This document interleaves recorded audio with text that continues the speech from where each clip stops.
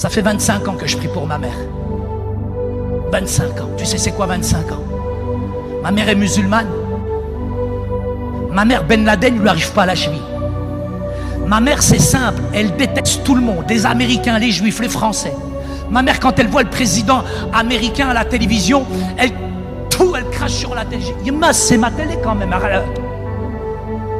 Et ça fait 25 ans que je lui témoigne, ça fait 25 ans que je lui parle. Et plus je prie, j'ai même arrêté de prier une fois tellement je me culpabilise. J'ai dit, ça fait l'effet inverse.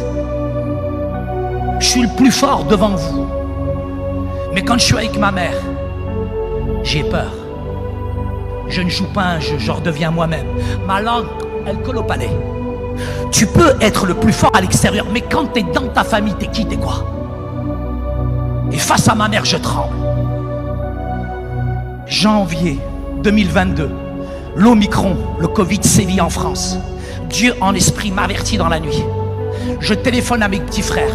Mon petit frère me dit, elle a chopé le Covid. J'arrive à l'hôpital, devant les infirmières, devant les médecins. Et les médecins me disent, il est interdit de visiter votre maman. Je fais quoi? Ma mère, elle est africaine, nous venons d'une culture africaine, c'est mythe oriental. Vous m'interdisez de voir ma mère. Je sais que ma mère va partir, elle n'a pas accepté Jésus. 25 ans de prière, et si je passe à côté de ça. Parfois, il faut être agressif, il faut être ferme, il faut se battre. Parfois, il faut aller chercher ce que l'ennemi veut te prendre. Il faut véritable la foi, mais une foi agissante, une foi active, une foi qui libère dans le nom de Jésus. Et là, je ne me suis pas laissé faire. J'ai regardé les infirmières, les médecins. Je leur ai dit, écoutez, c'est simple, c'est simple, c'est simple. Je ne vous fais pas de menaces, mais je vous fais une promesse. Là, maintenant, ce soir, il n'y a personne qui va dormir dans cet hôpital. Donc, vous choisissez. Le médecin, il m'a regardé. Il était blanc, il est devenu encore plus blanc, invisible. Hein? Il m'appelle au bout d'une heure. Il me dit, monsieur Ojibou, je vous donne 1 heure avec votre maman. 1 heure dans tes parvis vaut mieux que tu mille ailleurs. 1 heure dans ta présence, Seigneur. Quand je pénètre dans ton temple, je suis rafraîchi, je suis revigoré. Je plonge dans cet océan profond. Il me donne 1 heure avec ma mère. Et quand tu as 60 minutes avec ta mère, tu sais qu'elle va partir. Je suis rentré dans la chambre. Au moment de rentrer dans la chambre, je vois ma mère qui est apeurée, qui a peur. J'ai vu des gens mourir.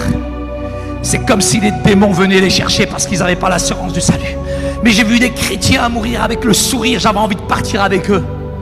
Mais là, je vois ma mère sans assurance. Allahu alam, Dieu seul le sait. C'est quand qu'on va savoir où est la vérité.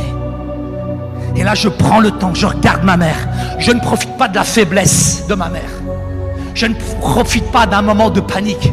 Mais avec mes tripes, avec mon cœur, je dis, maman, Yeshua al-Masih, Jésus est vivant.